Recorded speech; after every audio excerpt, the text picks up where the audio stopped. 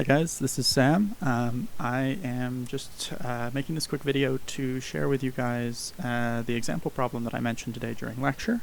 It was a problem that was presented by Professor Dabdub when I took this course a couple years ago, and it was part of what inspired me and my friends to go start our company. And since it's a fairly simple example, not everything in here is going to be stuff we've covered already, but it's all stuff we will cover in this class. I thought it would be worth making a quick video to share it with you guys. So that's what I'm here to do. So we're going to start by opening up Yahoo Finance in order to get some data. So I'm going to be using NVIDIA, but we can do this for any stock, any time period.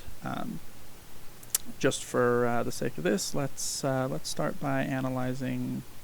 Let's start on the 1st of January 2017, and we'll go until basically the current date. So we'll apply that, and we're gonna download our data. I'm gonna replace the one I had downloaded before. So yes. So now we've got a CSV, and I can pop this open real quick so we can have a look at it. Possibly. All right. No luck on that. That's fine. So, oh, just kidding. Here it is. So here we can see the data we just downloaded, and there's a lot of it. That's perfect. So let's play with this in Matlab. So we're going to start, as you always want to in a Matlab script, by running CLC and clear, so that we're starting with a nice clean workspace. So the first thing I'm going to want to do is import the data that we just downloaded into Matlab. So I'm going to do that by using the read table command, which lets me read a CSV into Matlab so that it can use that. So we're going to hit run, and I've got a warning, but that's fine. We're just going to ignore that for this. So here's the data we just downloaded. I'll just walk you quickly through what we've got here. So we've got the date, the day that we're referencing. The volume is the number of shares of the stock, in this case NVIDIA, that traded in that day. And then essentially the open, low, high, close is very sort of standard stock market stuff. Open would be the price at the beginning of the day, close is the price at the end of the day, and the high and low are the maximum and minimum price during that day. So for this, we're mostly just going to use the closing price. We're going to say that's sort of the price for each day. So that's really all we care about here. But let's get back to our example. So the next thing I want to do is find the length of the data. So we're going to say that the data length is the height of the data table. So that's just the number of rows in that table we were just looking at. So if we run it again, we can have a quick look at what our data length is, and in this case it comes out to be 1077. So that means there's 1077 days that we'll be analyzing. So let's just create a quick plot of what that looks like. I'm going to just create a new section here, and we're going to plot the data, the date, and the close. So like I said, this is the price at the end of the day versus the date, and just an XY plot. So we'll run our section, and here is our data. So we can see that over this time period, NVIDIA would have been a pretty good buy. Started down just around $100 and all the way up past 600 at the present time. So pretty good buy. Now, what I'm going to try and do here is show a way to avoid owning it during these dips. So if you could have bought it here, sold it here, and then bought it here, sold it there, that would have been great trading, right? Buy low, sell high. So what we're going to do is look for a way to not own when it's dipping. And the way we're going to do that is create a moving average. So the idea behind a moving average is that on each day, we're going to create a new data point, which is the average of the price on the 10 days previously. It doesn't have to be 10. I'm just going to use 10 for this example. So basically what I'm going to do is I'm going to say that my moving average length is 10.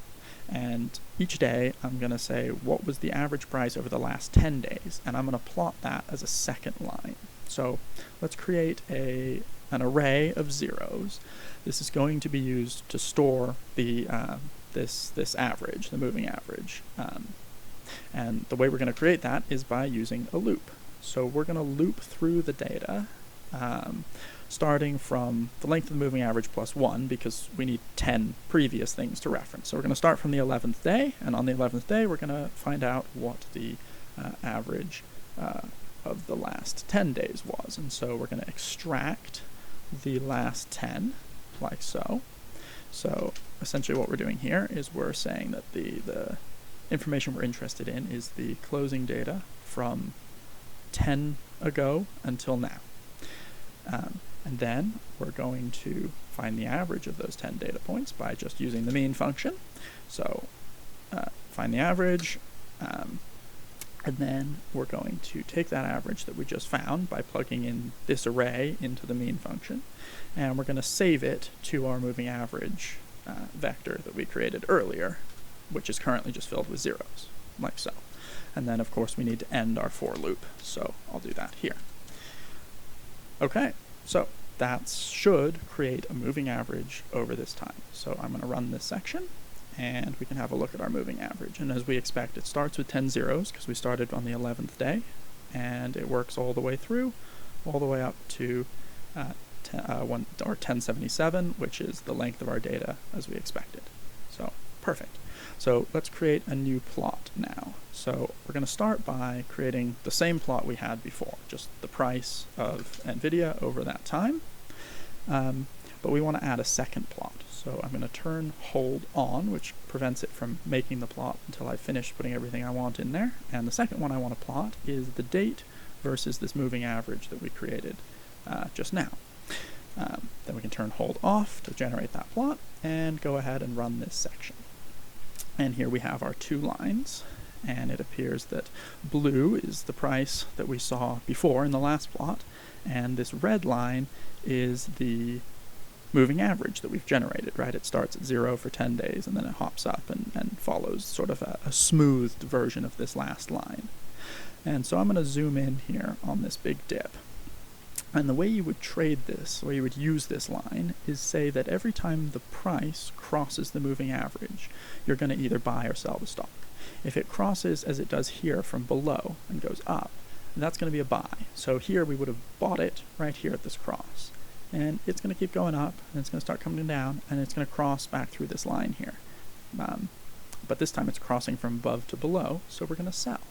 So we would have just sold it here, and we wouldn't own the stock all the way down here, and then when it comes back up, it would have crossed here. So we would have bought it here again, and we would have owned it for a little bit of a dip before the moving average realizes, terrible idea, sells it again. And we wouldn't have owned it then all the way down to here.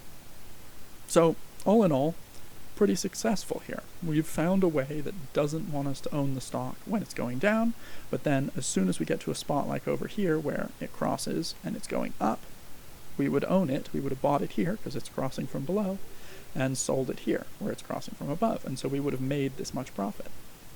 So this is a very interesting method of trading, and there's a lot more to talk about here. So I might make another video sort of showing how to analyze these results and work out whether this is effective and how effective it is. And I'd be happy to make any other videos if you guys are interested. I'm sure the other LAs would be happy to pitch in to make review videos or videos going over the homework or whatever else you guys want to see. Yeah, just let me know. I have no problem buying a real microphone. Yeah, so that's the problem that sort of inspired the start of our company, and we've gone a long way from there, and I'm sure you guys will too. So, thank you.